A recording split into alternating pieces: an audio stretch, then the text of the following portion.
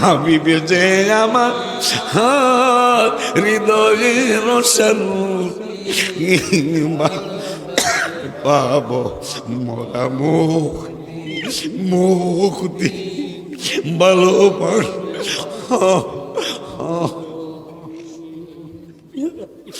আবু বকর মোর তাই তো ভালোবাসে, ভালোবেসে জায়গা পাইল নূর নবীজির পাশে। জান্নাতের টিকেট পায় তারা, জান্নাতের টিকেট পায় তারা, হয়ে গেছে জান্নাতি ভালোবাসলে পাবো মোরা ভালোবাস পাবো। হাবিবে যে আমার হৃদয়ের শান্তি, হাবিবে যে আমার হৃদয়ের শান্তি, ভালোবাসলে পাবো মোরা মুক্তি মুক্তি, ভালোবাসলে সুজন নাই রে, সুজন নাই কাছে। ভালোবাসলেন হযরত ওসমান জিন্নুরাইন উপাধি তার, আরো ভালোবাসলেন আলী বেলায়েতের মুকুট যার। জিয়ারত করিব মাজার, জিয়ারত করিব মাজার, দাও গো আল্লাহ শক্তি, ভালোবাসলে পাবো মোরা মুক্তি মুক্তি, ভালোবাসলে পাবো মোরা জীবনে যে কোনো সময় আমার নূরের নবী, আমার মায়ের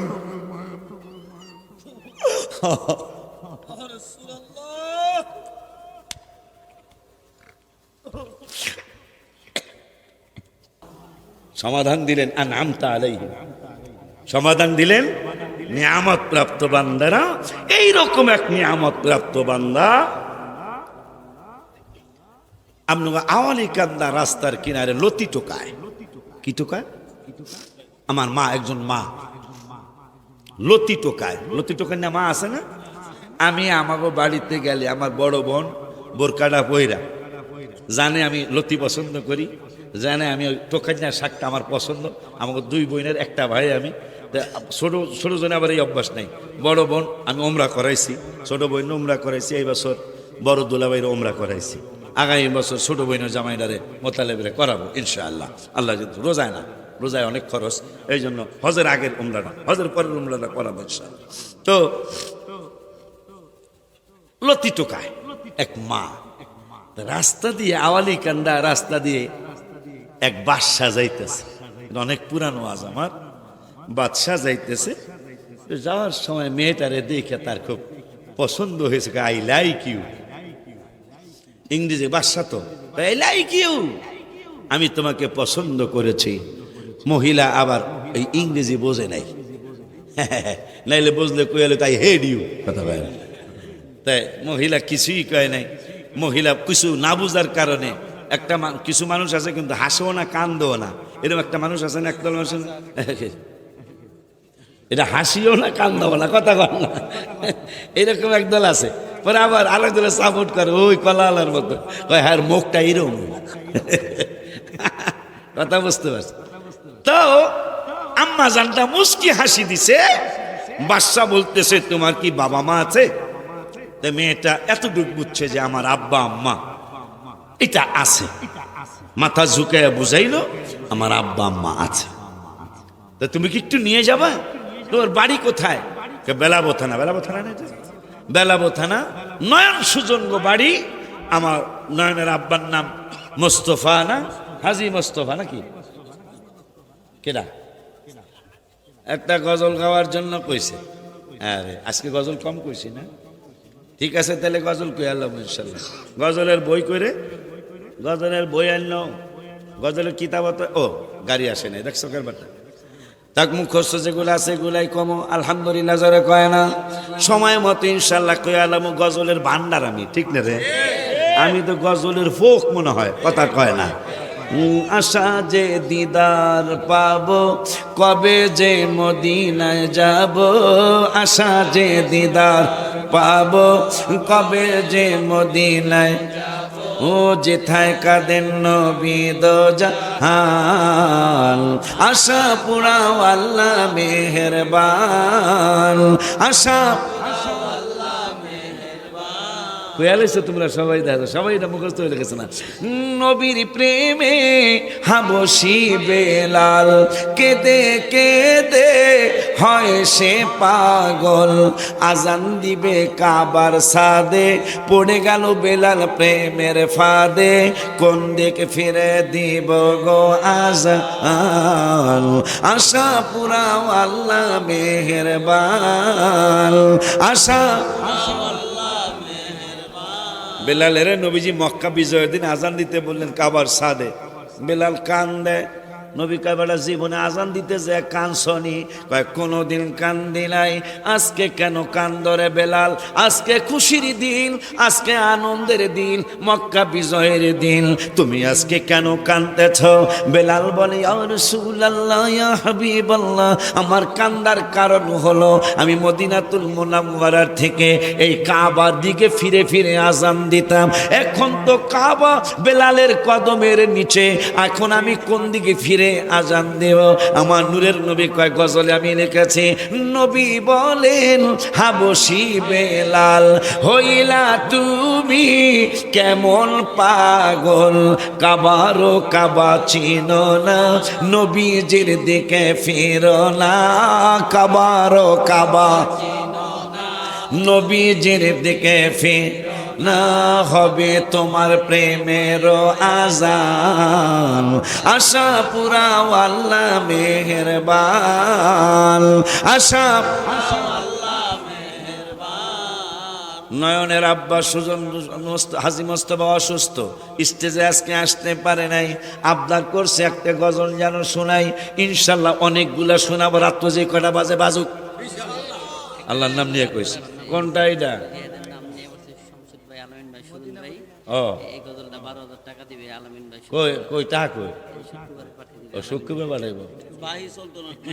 নগদ লাগবে আবদার আসছে তিনজনের নামে একটা গজল হয়েছে আমার মদিনা শরীফে হ্যাঁ 2,35,000 দিছে এখন ঘোষণা দিতে তিনজনে 12,000 দিব নগদ ভালো না মদিনা মদিনা গো প্রাণের মদিনা মদিনা ও গো প্রাণের মদিনা দেখলে একবার ভুলা যা না বলো না দেখলে একবার 2025 সনে গেলেম যে উমরা পালনে সফর সঙ্গে ছিল যারা কি জানে এবাদত করিল খুশি মনে খুশি লাগছে ভালো লাগছে অন্তর থেকে দোয়াই আসছে খুশি লাগছে ভালো লাগছে অন্তর থেকে আসছে খুশি আমার দয়াল রাব্বা বলো না খুশি আমার ইতিহাসটা কই 1 মিনিটে তাহলে ভালো লাগবে এই আপনার নয়ন বড় বাবার ছোট ভাই সুজনে আর শমশেদ কইরে এই যে এই ছেলে আর সুজন আর একজন আছে আলামিন ঢাকা বাড়ি উত্তরখান তো ওরা তিনজনে আমার পাশেই বসা এ রোজায় না এ রোজার আগে রোজায় ও গ্যাসের রোজায় তো আমার ও প্রথম প্রস্তাব দিছে বাজান একদিন তো চইলা যামুগা নাম থাকবো না গজলে যদি আমাকে আমার নামটা ঢুকিয়ে দিতেন আমি 1 লাখ টাকা দেবো আচ্ছা তাহার লোক কান্না আছে তা আমি চিন্তা করলাম খালি গজলে আর নামটা দিন 1 লাখ টাকা দিব তবে আবার ভাঙ্গা দিই কিল্লিগা তাই মাদ্রাসায় 1 লাখ টাকা দিব তাই চিন্তা করলাম টাকা তো দরকার ওই 9 তলার ছাদ হইছে এটা করতে টাকা লাগবো না তারা আলামিনকে আব্বা আমি কি আব্বা উত্তরখান বাড়ি ঢাকা উত্তরখান আব্বা আমিও 1 লাখ আমার নাম যদি ডুহান 2 লাখ হয়েছেন তো নয়নের ভাই সুজনকে আব্বা আমি কি রে এত আব্বা আব্বা কয়কা আমার নাম যদি গজলে দিয়ে দেন তাহলে আমি 60টা গিরিলের টাকা দেবো তাই 35,000, 2 লাখ। মাদ্রাসা খালি গজলে 5 মিনিটের একটা গজলে আবার 3 জনের নাম দেব, ওরা আমার মাদ্রাসা 2,35,000 দিয়ালে চালে দিলে, টাকাও দিয়ে ফেলেছে, 2,35,000 দিব। পরে আমি লিখলাম আল আমিন শমশেদ সুজন আরো অনেক জনে মসজিদে কবায় তারাবি পড়লো বিদায় দিনে।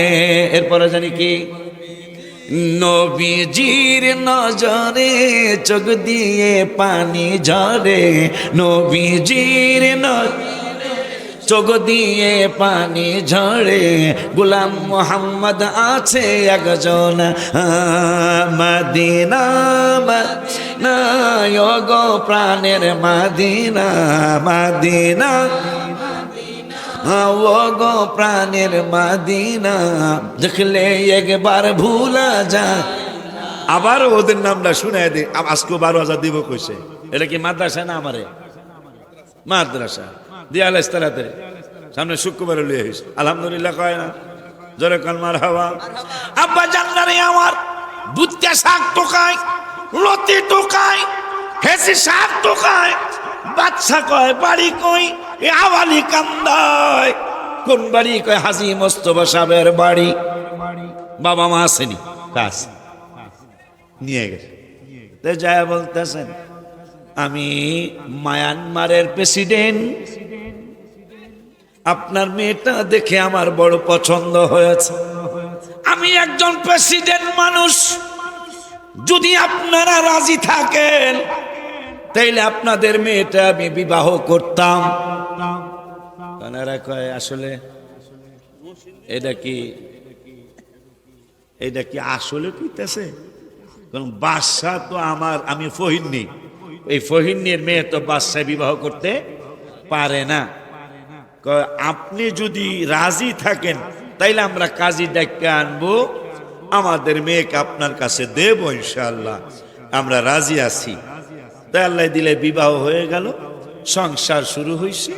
তো বাদশাহ নিজের স্বর্ণের মুকুটটা স্ত্রীর ভালোবাসা দিয়ে দিস, আই গিভ ইউ দিস, এই জিনিসটা তোমাকে, মাথার মুকুটটা আমি তোমাকে দিয়ে দিলাম। আমি যখনই রাজদরবার থেকে বাসায় ঢুকবো, রাজ মুকুটটা তুমি মাথায় দিয়ে আমাকে অভ্যর্থনা জানাবে, আমার বড় আনন্দ লাগবে। এইভাবে অনেক দিন চলল। একদিন হঠাৎ করে একজন ভিক্ষুক হাজী মোস্তফা সাহেবের নয়নগ বাড়ির সামনে এসে বলতেছেন, ঘরের সবচেয়ে মূল্যবান জিনিসটা যদি আমাকে কেউ দিতে পারো তাহলে কিয়ামতে নবীজি সুপারিশ করে তোমার জান্নাতে নিয়ে যাবে। এই কথা যখন বলল, মেয়েটা গরিবের সন্তান পাগলের মতো হয়ে গেল। পাগলের মতো হয়ে চিন্তায় পড়ে গেল, আমার স্বামী আমারে গলার হার দিয়েছে, আমাকে স্বর্ণের রুলি দিয়েছে, আমাকে অনেক ওজনের চেন দিয়েছে, আমাকে কানের জিনিস দিয়েছে, মাথার টিকলি দিয়েছে, কিন্তু ভিক্ষুক বলেছে সবচেয়ে দামি যে জিনিসটা, ওই জিনিসটা যদি আমারে দান করতে পারো তাইলে নবীজি সুপারিশ কইরা তোমার জান্নাতে নিয়ে যাবে। মহিলা চিন্তায় পড়ে গেল, একদিকে স্বর্ণের মুকুটের ভালোবাসা, আর একদিকে আমার নূরের নবীর মহব্বতের ভালোবাসা। এখন আমি কোন দিকে যাব? স্বর্ণের ভালোবাসা করলে আমি দান করতে পারবো না, আবার যদি আমি দান করি আমার স্বামীর দেওয়া জিনিসটার সাথে একটু অপমাননা হবে। আমি কোন দিকে যাব? হঠাৎ করে নিজের দিলকে প্রশ্ন করলেন, আমার অন্তর তুমি আমাকে জানিয়ে দাও, তুমি আমাকে বলে দাও, তুমি আমাকে সুন্দর করে বুঝিয়ে দাও, আমি কি স্বর্ণের মুকুটের দাম দিব নাকি আমার নূরের নবী রহমাতুল আলামিনের সুপারিশের দাম দিব? হায় হায় হায় হায়, অন্তর বলে দিল, এ মা তুমি স্বর্ণের মুকুট দিয়া কি করবে? এইরকম হাজারো হাজারো লক্ষ লক্ষ স্বর্ণের মুকুটের চেয়ে হাসরের ময়দানে আল্লাহ বলেছেন, ফামাইয়ামাল মিসকালা দাররাতিন খাইরান ইয়ারা ওয়া মাইয়ামাল মিসকালা দাররাতিন শাররান ইয়ারা। এক জাররা পরিমাণ হিসাব রব্বুল আলামিন ছাড়বেন না। ওই দিন আমার নূরের নবী যার পক্ষে বলবেন আল্লাহ তাকে জান্নাত নিয়ে দিবেন। তুমি রাসূলের মহব্বতে স্বর্ণের মুকুট দিয়ে দাও। তো মহিলা বাচ্চাগুলি আজকে ভালো ডিস্টার্ব করলো, এত ডিস্টার্ব করে না কোথাও, বাবুগুলা খুব ডিস্টার্ব করলো আজকে। আব্বা জান্নারে আমার, বাবা জান্নারে আমার, ডিস্টার্ব করলো, আমাকে ডিস্টার্ব হয় নাই আলহামদুলিল্লাহ। আল্লাহ দিলে 11:35 আমি ওয়াজ করে লেছি, মানে 1 ঘন্টা 35 মিনিট ওয়াজ করে লেছি আমাকে দৃষ্টি। কিন্তু তোমাদের তো গুনাহ হয়েছে, তোমরা খেলো, একটু দূরে যায় খেলো, ঠিক না? তোমরা খেলো, তোমরা আনন্দ করো, আড্ডা দাও, একটু দূরে যেয়ে দাও, আবার তাবারকের সময় চলে আসবা। আব্বা খারাপ বলছি? আমার মনে খারাপ বলি নাই। তোমরা খেলো, আড্ডা দাও, গল্প করো, একটু দূরে যায়, আবার তাবারকের 5 মিনিট আগে তোমরা মাঠে চলে আসবা। কথা ঠিক কিনা? তাইলে মাহফিলটাও হইল, তোমাদের আড্ডাও হইল, তোমাদের গল্পটাও হইল, আবার মাহফিলটাও হয়ে গেল, তাবারকও খাওয়া হইল। মাশাআল্লাহ। রাস্তায় রাস্তায় ওয়াজ করে, আমি মুরিদ বানাই, মারহাবা খান। আব্বা জানলার সামনে যাব, আব্বা সামনে যাবো, মরজালের বেটার আলামিন খবর কি? সামনে যাব, আওয়াজ তো বেশি সুবিধা না রে, ভালো বাজে দেবো। আব্বা জানলারে আমার একস কি দাবলা রাহো, শোনো শোনো শোনো, এই তো আমরা শেষের দিকে যাইতেছে ইনশাল্লাহ। তা বিবাহ হয়ে গেল, স্বর্ণের মুকুট ভিক্ষুকেরা দান করছে। প্রত্যেক দরবারে কিছু ফালতু পণ্ডিত থাকে, কথা কয়, পীরের দরবারও থাকে, রাজ দরবারও থাকে ফালতু পণ্ডিত, কিন্তু ফালতু পণ্ডিত, ভালো পণ্ডিত না। এরকম কিছু পণ্ডিত আছে না, সব জায়গায় আছে। তার বাদশার দরবারে বাদশার বউ, যে গরিব, এরা সবাই জানে যে এই লোক, মহিলাটা গরিবের সন্তান। এই স্বর্ণের মুকুরের দাম বুঝবো কি গোড়ার ডিম, মুখ আর দান করলে 200 টাকা দিয়া দিত, নাহলে 500 টাকা দিয়া দিত। স্বর্ণের মুকুট স্বামী তারই মহব্বত কইরা দিছে, এইটা দান করতে পারে, এই চিন্তা করে বাদশার কাছে যায়, কয় 10 দিন 12 দিন পরে কয়, এই বাদশা সাহেব, আপনার মুকুট কই? আমার বউরে দিছি। আপনার বউর কাছে কি আছে? কয় অবশ্যই আছে। কয় তাইলে মাথায় দিয়া অভ্যর্থনা দেয় না কেন? কয় সেইটা তো জানি না। কারণ মিয়া আপনি জানেন, আপনার ঘরের সামনে এক ভিক্ষুক ভিক্ষা চাইছে, আপনার স্ত্রী স্বর্ণের মুকুট দান কইরা দিছে। মারহাবা কয় না? কি লেগে দিছে? নবীজির সুপারিশের আশায়। নবীজির এই দার ভাঙ্গা কয় না, বেদ্যবের দল, পণ্ডিতের ঘরে পণ্ডিত। পরে তাই নাকি? কাহা রাজদরবার থেকে ধারালো তলোয়ার নিয়ে স্ত্রীর কাছে যায় বাদশাহ বলতেছে, ফকিন্নির জি, আমার মুকুট কই? মহিলা কাঁপতেছে, চোখের পানি ছেড়ে দিয়ে কান্দে। কানলে মাফ হবে না, স্বর্ণের মুকুট কই?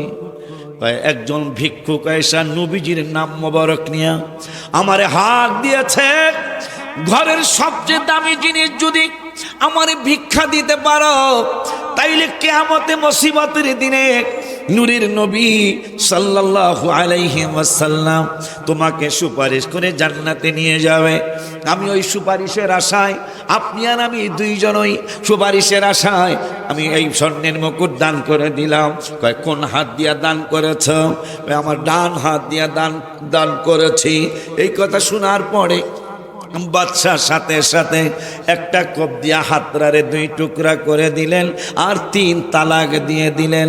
মহিলাটা রক্ত মাখা হাত নিয়ে আস্তে আস্তে আওয়ালি কান্দা দিয়া, ডোমরা কান্দা দিয়ে, কি জানো কায় ধারিয়া কান্দি দিয়া, কুলিয়ার চর দিয়া বাজিতপুর হইয়া অষ্টগ্রামের দিকে তার বাড়ি, অষ্টগ্রামের দিকে যাচ্ছে। চোখের পানি আর থামে না, থামে না, থামে না, থামে না।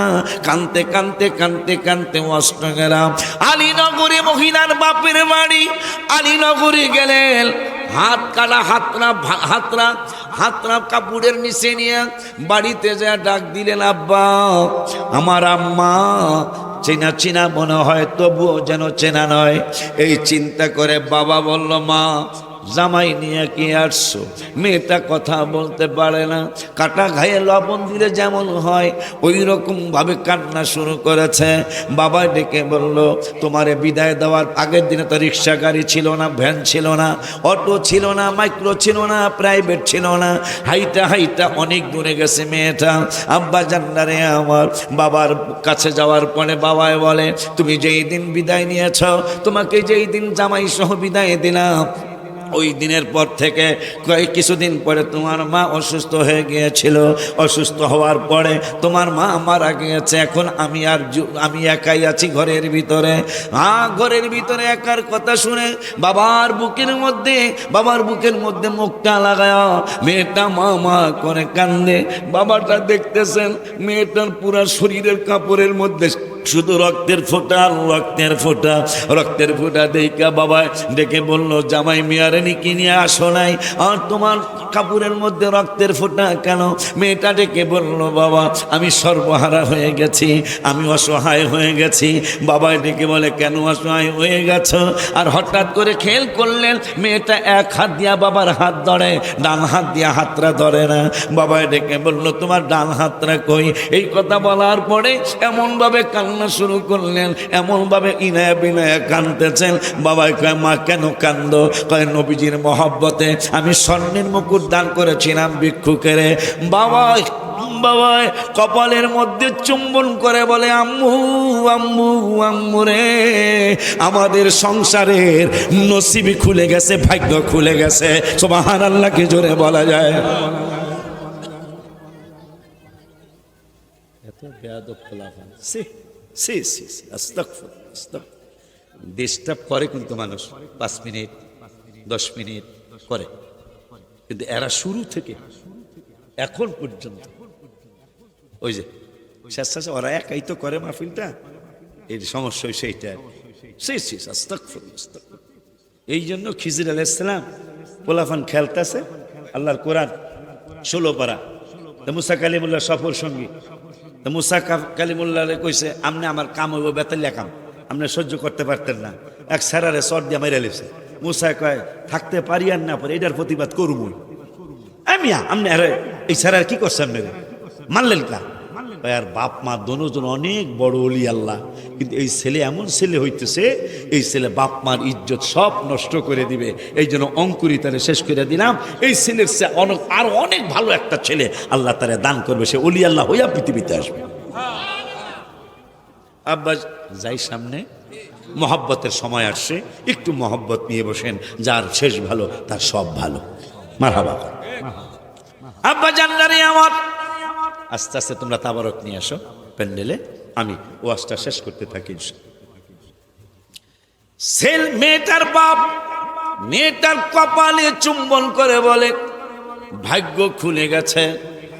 মেয়েটা কয়, আব্বা তুমি আমাকে ভালোবাসো না? তোরে আমি অনেক ভালোবাসি, আল্লাহ রসুলের পরে আমি সারা তোরে দুনিয়ার মধ্যে আর আদর করার কেউ নাই। তবে মা আমার ভাগ্য খুলে গেছে। তোমার ভাগ্য খুলে গেছে। কয়, আব্বা আমার ডান হাতটা নাই, আমি তালাক প্রাপ্ত স্ত্রী হয়ে গেছি, আমার ভাগ্য কেমনে খুলল? কয়, জীবনে জীবনে জীবনে যেই কোনো একদিন এই হাত কাটার বরকতে আমার নূরের নবী সাল্লাল্লাহু আলাইহি সাল্লামের দিদার তোমার আমাদের নসিব হবে। তো আমার নবী তো ডাক্তারের ডাক্তার, নূরের নবী, তোমার হাত জোড়া লাগাইয়া দেয়া যাবে। সুবহানাল্লাহ জোরে বলেন। আব্বা জান্নারে আমার, আস্তে আস্তে মেয়েটার হাত শুকিয়ে গেল, কিন্তু মেয়েটা হাতটারে ফালাইয়া দেয় নাই। বাবাই যেহেতু বলেছে জীবনে যেই কোনো এক সময় নূরের নবী সাল্লাল্লাহু আলাইহি সাল্লাম তোমারে দেখার জন্য আসবে। 2-3 বছর পরে আবারও মেয়েটা আওয়ালি কান্দার রাস্তার কিনারে, ডোমরা কান্দার রাস্তার কিনারে শাক টোকাইতে গেছেন। শাক টোকাইতে যাওয়ার পরে একজন শিল্পপতি ওই রাস্তা দিয়ে যায়।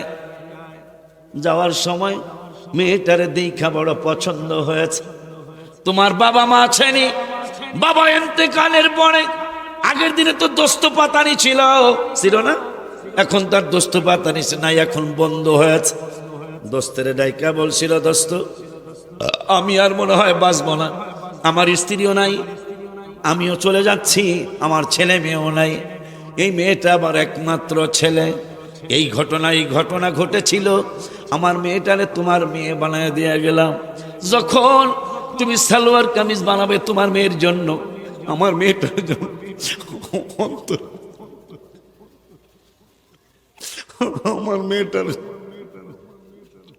যেন অন্তরে কষ্ট না আসে, তুমি দুইটা সালোয়ার কামিজ কিনবা, একটা তোমার মেয়ের জন্য কিনবে, আর একটা আমার এই অসহায় এতিম মেয়েটার জন্য কিনবে। মেয়েটারে দিয়ে গেলেন। বাবা কিছুদিন পরে ইন্তেকাল হলো। শিল্পপতি বলতেছেন, বাবা মা আছেনি? এখন ওই বাবার দোস্তের এই বাবা কয়, বাবার দোস্তের স্ত্রী মা কয়, নিজের বাবা মা নাই। এদিকে ডান হাতরা কাটা। শিল্পপতি কয়, আমি তোমাকে পছন্দ করেছি, তোমার বাবা মার কাছে আমাকে নিয়ে যাও। বাবা মার কাছে নিয়ে গেল। বাবা মাকে বলল, এই মেয়েটা কি আপনাদের তারা মেয়ের মতোই আদর করে? বলল, হ্যাঁ আমাদের মেয়ে। আমি পছন্দ করেছি, আমি অমুক দেশের প্রেসিডেন্ট, অমুক শিল্পপতি, যদি আপনারা রাজি হন তাইলে আমি বিবাহ করে আমার বাড়িতে নিয়ে যাব। মেয়েটা ডেকে বলল, যদি আমার পছন্দ করেই থাকেন, আমার বাবা মা যদি রাজি থাকে, আমি 2 মিনিট আপনার সাথে একা কথা বলবো, আপনি কথায় রাজি হইলে আপনার সাথে আমি কবুল করব। শিল্পপতিরা রাজি হয়ে গেছে। গোপনে বললেন, যখনই কবুল হয়ে যাবে, মহারানা দেন, মোহর ধার্য হয়ে যাবে, সাক্ষীদের সামনে যখন আমি কবুল বলবো, আমি আপনার স্ত্রী হব, হালাল হয়ে যাব, সাথে সাথে আপনি আমাকে ব্যবহার করতে পারবেন। কিন্তু আপনার বাড়ি কই, ঘর কই? আমার বাড়ি কক্সবাজার। কথার কথা, যাইতে কয়দিন লাগবে? অন্তত 5-7 দিন সময় লাগতে পারে। আমি আপনার সাথে যাব, যেই কয়দিন বাবা মায়ে বিদায় না দেয় ওই কয়দিন এখানে থাকবেন। স্বামী স্ত্রীর কাজ কারবার হবে না। আপনার বাড়িতে যাইতে যদি 5 দিন 7 দিন লাগে, রাত্র হবে দিন হবে, কিন্তু আপনি আমাকে স্ত্রী হিসাবে টাচ করতে পারবেন না। তাইলে আমি রাজি আছি। শিল্পপতিরা চিন্তায় পড়ে গেল, কি করব? হঠাৎ করে মনে হলো, বিদেশ যায়ও তো মানুষ 2 বছর 3 বছর থাকে, এরপরে 3 বছর পরে স্ত্রীরে পায়। যাও, আমি 7 দিন পরে হলেও তো তোমাকে পাবো। এই চিন্তা করে রাজি হয়ে গেলেন। বিবাহ হয়ে গেল। বিবাহ হয়ে যাওয়ার পরে কয়েকদিন থাকার পরে স্বামী স্ত্রীর সম্পর্ক হলো না, কিন্তু হালাল হয়ে গেল দুজনের জন্য। দুজন হাঁটা শুরু করলেন। কয়েকদিন পরে কক্সবাজার যাবে। কুমিল্লা যাওয়ার পরে রাত্র হয়ে গেল, তাঁবু টানায়া থাকলেন। মেয়েটা শুধু কান্দে আর কান্দে, শুধু কান্দে আর কান্দে। স্বামী বারবার জিগায়, কান্দো কেন? স্ত্রীটা একবারও বলে না। আবার সকাল হয়ে গেল, স্বামী স্ত্রীর কাজ কারবার কিছুই হচ্ছে না। কুমিল্লার থেকে আবার ফজরের পর হাঁটা শুরু করলো। ফেনী যাওয়ার পরে, বারৈহাট যাওয়ার পরে সন্ধ্যা হয়ে গেল। সন্ধ্যা হয়ে যাওয়ার পরে এবার আবার তাবু গাইরা 2 জনে শুয়ে রইলেন। পুরুষটা শিল্পপতিরা ঘুমায়, কিন্তু স্ত্রীরা শুধু কান্দে আর কান্দে। 3 দিন চলে গেল, 4 দিন চলে গেল, 5ম দিন আজকে আর স্ত্রীটা ঘুম থেকে কাঁদতে ঘুমিয়ে গেছে। ঘুম থেকে উঠার পরে আজকে দেখি মহিলাটা হাসে। স্বামী বলল, 4 দিন কান্না, 5ম দিনে তুমি হাসতেছো, এইটা কেন তোমার কাছে জানতে চাই। স্ত্রীটা বলল, এখনো বলার সময় হয় নাই, বলার সময় যেদিন হবে ওই দিন তোমারে বলবো ইনশাআল্লাহ। বাড়ি চলে গেল, সংসার শুরু হলো। হঠাৎ করে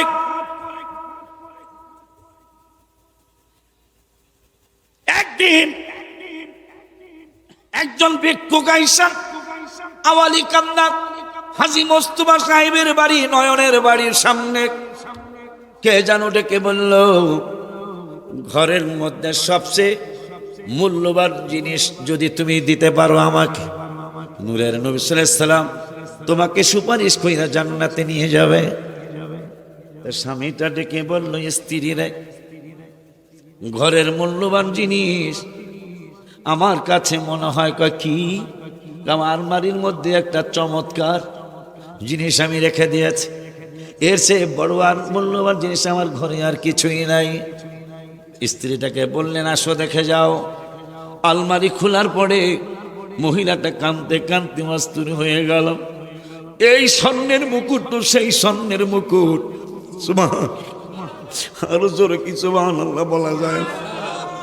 মহিলাটা শিল্পপতির স্ত্রীটা স্বর্ণের মুকুটটা বুকের মধ্যে জড়ায় নবী নবী করে কান্দে, গো মায়া নবী গো তুমি দেখা দিয়া কেন রইলা না, বলো না গো নূরের নবী গো তুমি দেখা দিয়া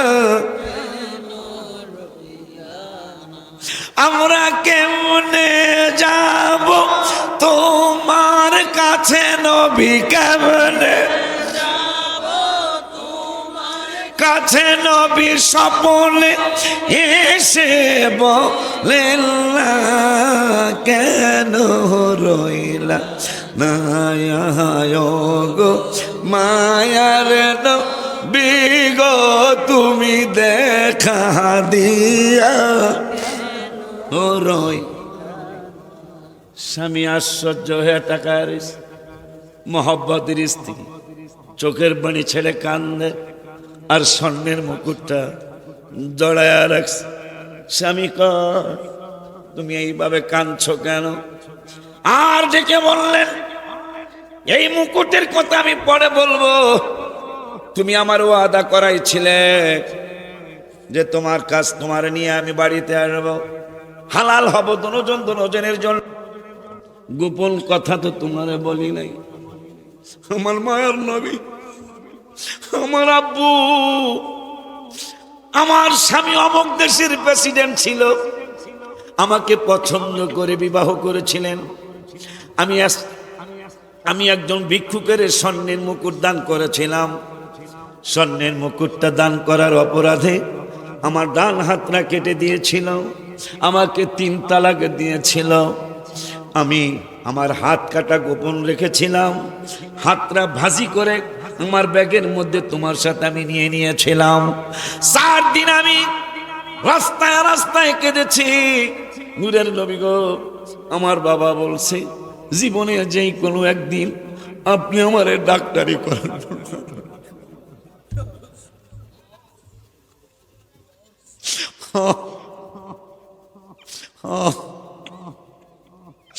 ও মায়ের নবী,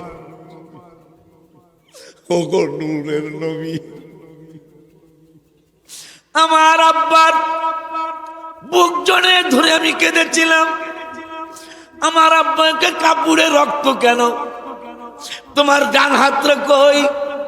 আমি বলেছিলাম আব্বু আমার স্বামী আমার হাত কেটে দিয়েছে, আমাকে তালাক দিয়েছে।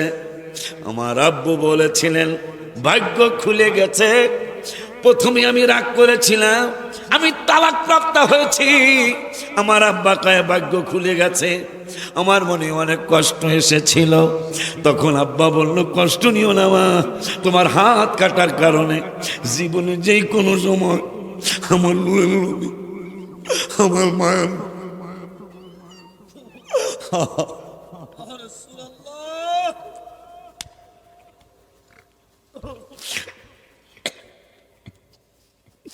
হাবিবে যে আমার, হাবিবে যে আমার হৃদয়ের শান্তি, হাবিবে যে আমার হৃদয়ের শান্তি, ভালোবাসলে পাবো মোরা মুক্তি, মুক্তি ভালোবাসলে পাবো মোরা মুক্তি।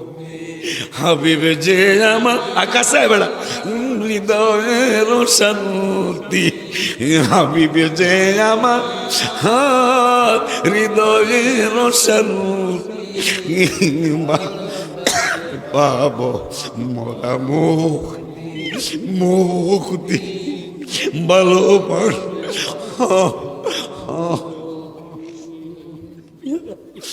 আবু বকর ওমর তাই তো ভালোবাসে, ভালোবেসে জায়গা পাইল নূর নবীজির পাশে।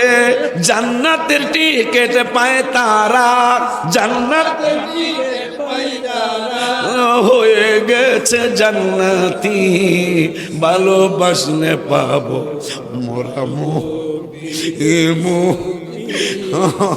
ভালোবাসলে পাবো। হাবিব যে আমার হৃদয়ের শান্তি, হাবিব যে আমার হৃদয়ের শান্তি, ভালোবাসলে পাবো মোরা মুক্তি, মুক্তি ভালোবাসলে। সুজন নাই রে, সুজন নাই কাছে। ভালোবাসলেন হযরত ওসমান জিন্নুরাইন উপাধি তার, আরো ভালোবাসলেন আলী বেলায়েতের মুকুট যার। জিয়ারত করিব মাজার, জিয়ারত করিব মাজার, দাও গো আল্লাহ শক্তি, ভালোবাসলে পাবো মোরা মুক্তি, মুক্তি ভালোবাসলে পাবো মোরা মুখ। যাও জায়গায় বসো বাজান রে, বাজান রে, শেষ ভালো যা সব ভালো তা আওয়ালি কান্দা। আজকে প্রেমের খেলা চলছে।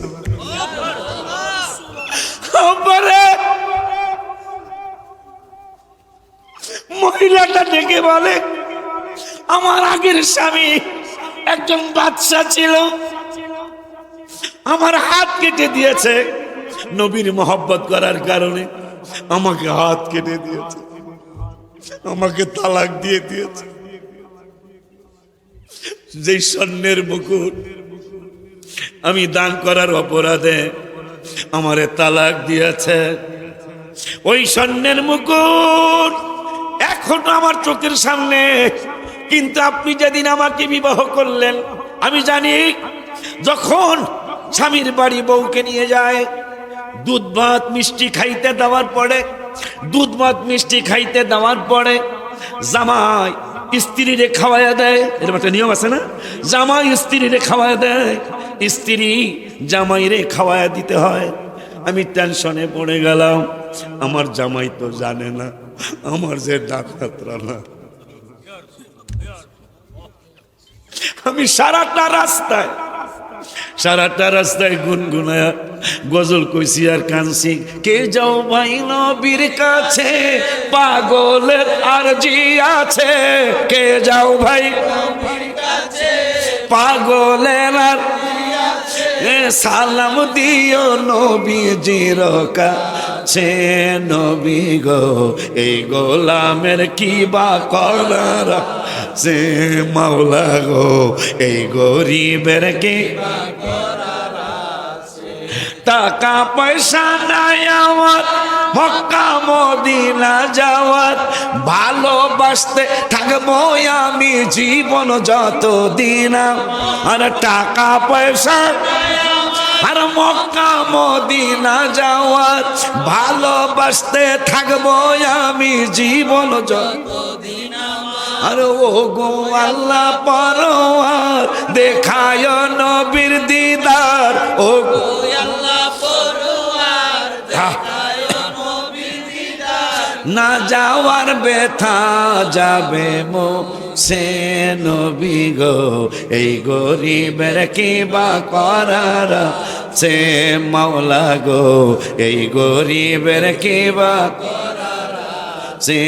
কে যাও ভাই নবীর কাছে, পাগলের আরজি আছে, ও কে যাও ভাই নবীর কাছে, পাগলের আরজি আছে, সালাম দিও নবীজির কাছে। নবী গো এই গরিবের কি বা করার সে, মাওলা গো এই গরিবের কি বা করার। আমি কাঁদতেছি যখন দাদি নানিরা বলবে তোমার জামাইরে তুমি খাওয়ায়া দাও, আমি তো ধরা পড়ে যাব, আমার সংসার ভেঙে যাবে, আমার তো বাবাও নাই, মাও নাই, আমি কার কাছে যাব? আমি নূরের নবী নুরাই কদম মোবারকে 4 দিন 4 রাত আমি কেঁদেছি নবী গো। আমি তো চুরি করি নাই গো নবী, আমি ডাকাতি করি নাই, আমি অন্যায় করি নাই। আপনার মহব্বতে আমি সুপারিশের আশায় আমার স্বর্ণের মুকুট স্বামী দিছিল, স্বর্ণের মুকুট আমি দান করে দিয়েছি। আমি যদি কলঙ্কিনী হয়ে যাই, আপনি হাবিবের ইজ্জত থাকে কই গো নবী?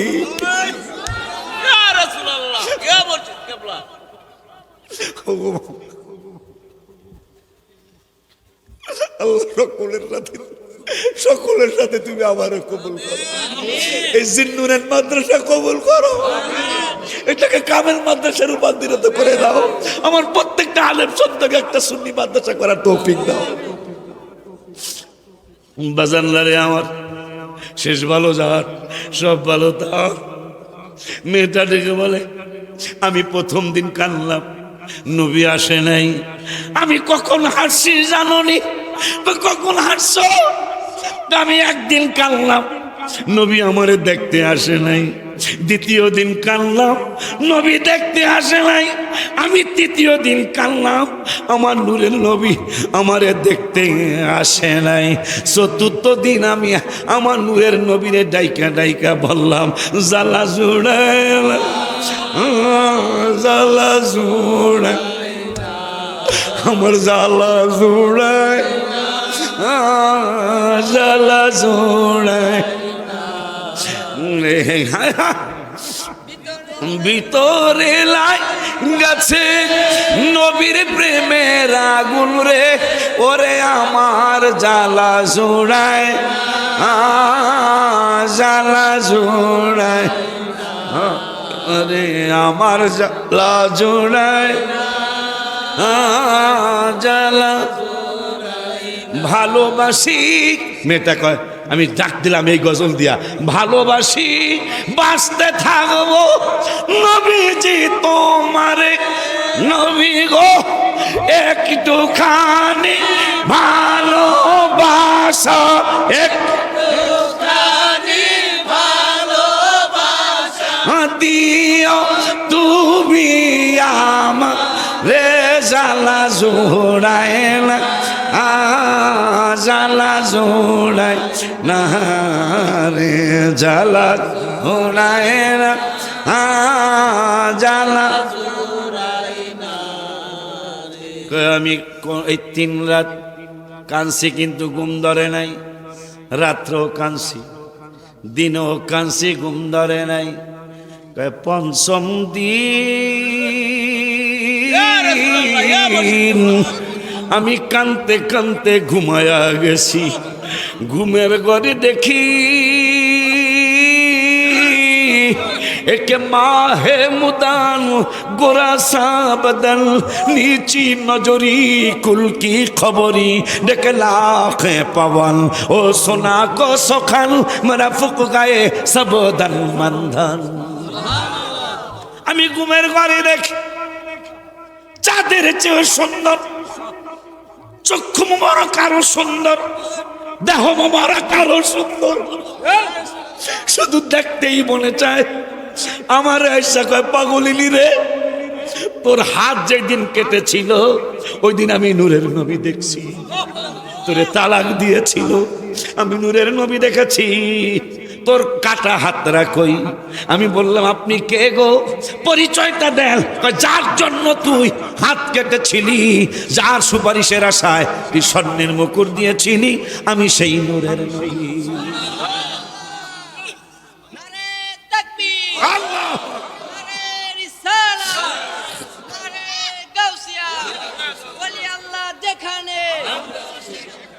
আব্বারে,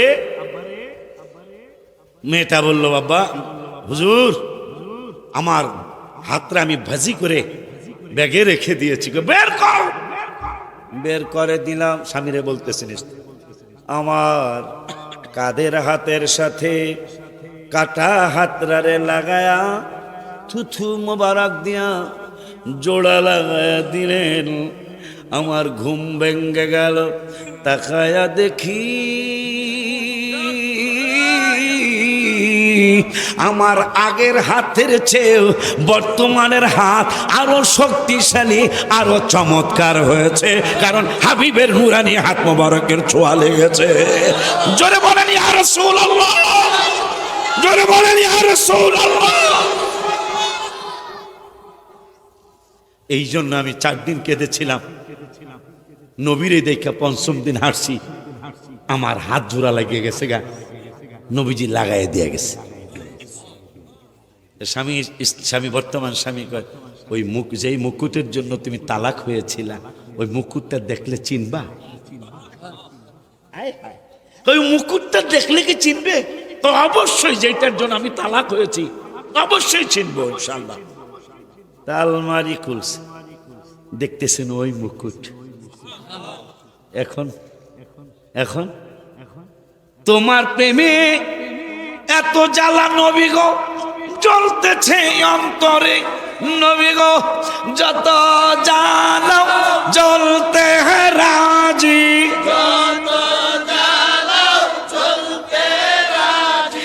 তবু চাই তোমা রে রে জ্বালা জোড়ায় না, জ্বালা জোড়ায়। স্বামী বলতেছেন তুমি এমন কাঁদতেছো কেন? এই তো সেই মুকুট যেটার কারণে আমার হাত কাটা গিয়েছিল, আমি তালাক প্রাপ্ত হয়ে গিয়েছিলাম। তাহলে চলো, এখন যেহেতু আমরা দুইজনের সাথে পরিচিত হয়ে গেছি, চলো দিয়ে আসি মুকুটটা। যায় এখন বেডি কান্দে ভিক্ষুকের দিকে তাকায়া, ভিক্ষুক কান্দে বেডির দিকে তাকায়া। তা স্বামী কয়, ব্যাপার কি, তোমার কি আত্মীয়? কয়, আমাকে যেই বেটায় তালাক দিয়েছিল এই ভিক্ষুক তো সেই বেটায়। দেখছো সুবহানাল্লাহ কয় না বেটা? এই ভিক্ষুক তো সে। তা স্বামী বলতেছেন, যেই ভিক্ষুকের দিয়া তুমি তালাক প্রাপ্ত হয়েছিলা, আমি কিন্তু সেই ভিক্ষুক।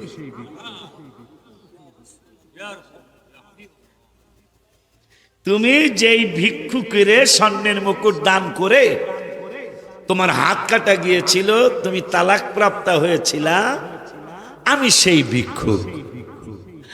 আর আগের হাত যিনি কেটেছিলেন তিনি বলতেছেন, যেই বাদশা তোমার হাত কেটেছিল, তালাক দিয়েছিল, আমি সেই বাদশা।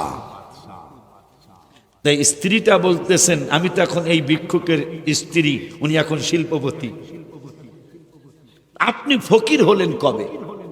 ভাই যেই দিন তোমার, কারণ তুমি তো আশিক রাসূল আর আমি হলো বেয়াদব রাসূল।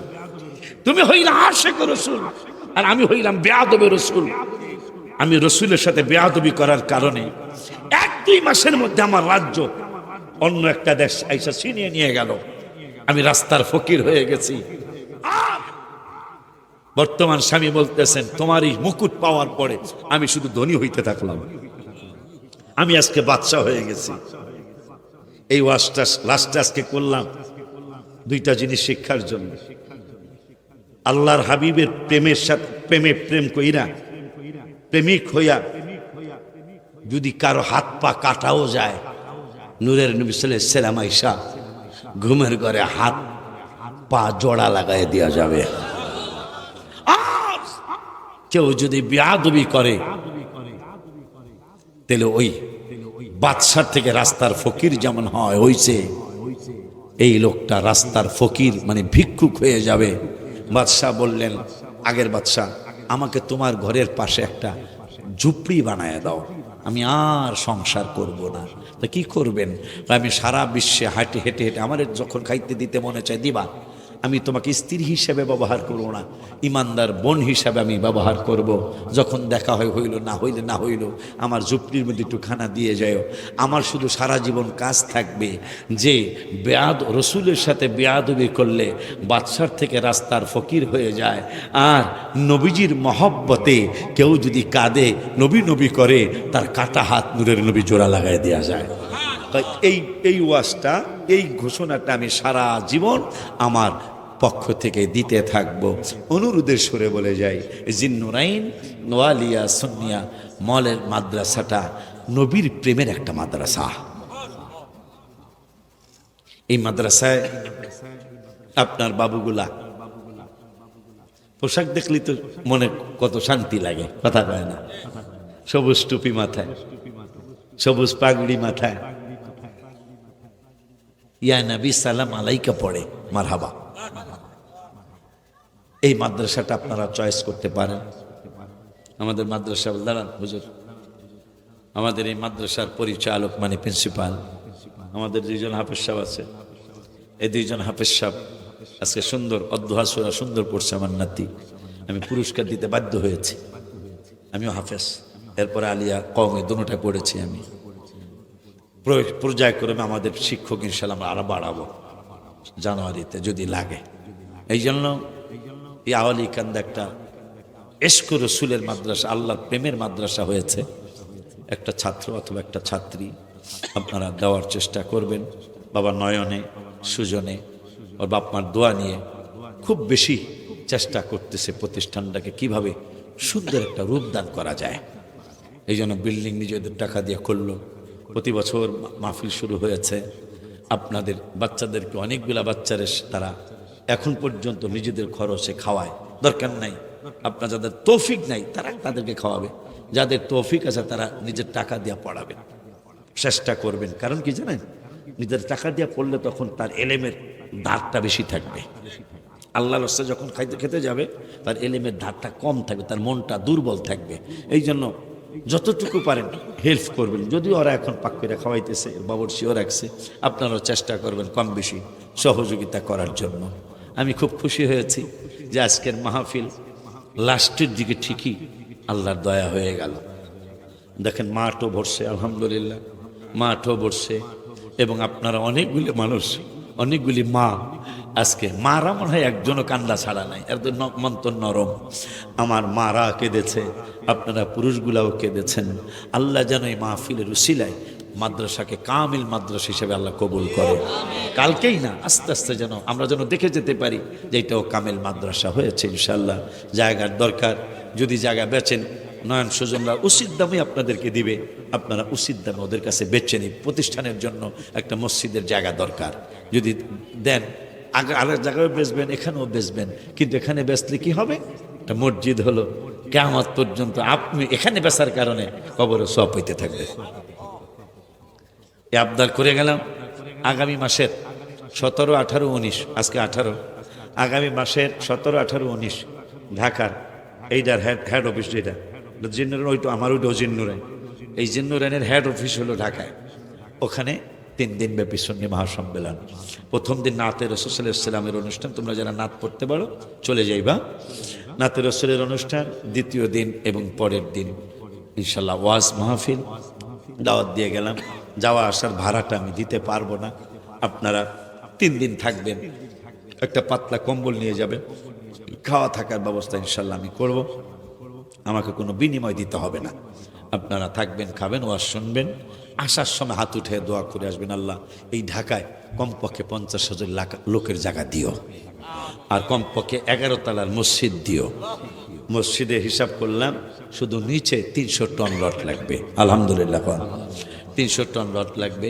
তো এই জন্য আমার বাজানদেরকে দাওয়াত দিয়ে গেলাম, আপনারা যাবেন। আমার বাবা নয়ন, আমার বাবা নরসিংদী, দুলাল কান্দি তোমাকে গ্রামে বাড়ি, জাকির মিয়া বাবাজি, এরা 2 ভাই মিলে, নয়ন আর জাকির মিয়া, 2 জনে আমার 9 তলার কোরআনের পাখিরা কোরআন মুখস্থ করবে। এই 2 বাবাই মিলে আমার ওই টাইলসটা কিনে দিয়েছে। 2 জনে 2 লক্ষ টাকার টাইলস কিনে দিয়েছে। আল্লাহ যেন আমার একটা নাতি দিয়েছে, আল্লাহ নয়নের ঘরে একটা নাতি দিয়েছে আল্লাহ। ওরা একটা নাম রাখছে নাজিবুল ইসলাম মনে হয়। তা আমার মনে হয়েছে একজন নবীর নামে নাম রেখে দিয়ে যায়। কইছে বাজান আপনি একটা নাম দেন, নয়ন তুমি শোনো, আমার মায়ের শোনো। আল্লাহর নবী দানিয়াল আলাইহিস সালাম একজন নবী আছে, মারহাবা, চমৎকার একটা নাম আল্লাহর নবী দানিয়াল। এই দানিয়াল হোসেন অথবা দানিয়াল আহমেদ তোমার ছেলের নাম, আমার নাতির নাম দাও। আহমেদ যেহেতু আইসা বসে, হোসেন থেকে তো আহমেদ আরো দামি, তারপরও আবার হোসাইন আবার দামি কম না, নবীজির ঔরস, নবীজির রক্ত মোবারক। দানিয়াল হুসাইন নবীর নাম, দানিয়াল আলাইহিস সালাম এটা আসল নাম, নাজিবুল ইসলাম ডাক নাম, আর দানিয়াল আহমেদ রাখলাম একজন নবীর নামে নাম। আল্লাহ কবুল করুক। তো এই আবদার রেখে 5 ওয়াক্ত নামাজ পড়বেন, বাবাকে মাকে কষ্ট দিবেন না, পরের হক নষ্ট করবেন না, সুদ ঘুষ খাওয়া দাওয়া হারাম, এটা খাবেন না, দিবেন না, মিথ্যা কথা ছেড়ে দিবেন। আল্লাহ যতদিন হায়াত রাখে এই সুন্নি জামাতের পতাকা তলে থাইকা এরপরে কবরে যায়েন, কবরে গেলে নবীরে চিন্না ফেলাইবেন ইনশাআল্লাহ।